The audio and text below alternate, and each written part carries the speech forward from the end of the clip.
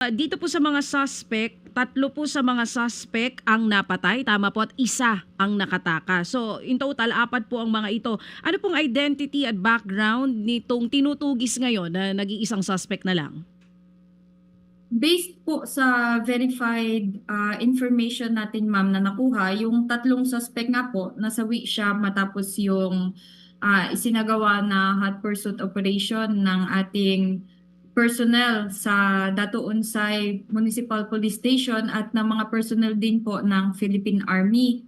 Kasi nagkaroon sila ng short exchange of fire sa securities ni Mayor Ampatuan, but then may tropa kasi tayo na malapit doon sa area kung saan nangyari, kaya nakaresponde din agad. Kaya hinabol sila and doon na sila nakuha sa Dato Unsay municipality kung saan natagpuan yung minivan nila at nandun na yung 3 suspects na namatay. May isa pa po na hinahanap ngayon, ma'am. Tama po ba? Opo, under ano pa rin po tayo dyan, follow-up investigation. Ang sabi po ay may isa pa yung hinihilala na driver noong sasakyan na ginamit nila as an escape vehicle. Ito po bang mga suspect na ito, ano pong pagkakakilanlan ng mga ito? Meron po ba silang koneksyon dun sa mga armed group po dyan or private armed group dyan sa lugar? Ano pong identity nila or background?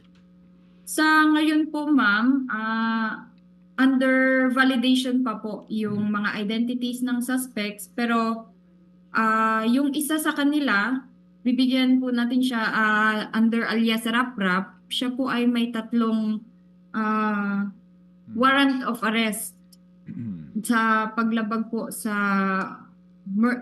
kaso niya ng murder gun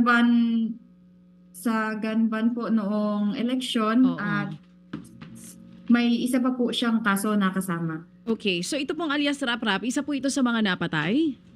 Opo, isa po Oo. siya sa mga napatay.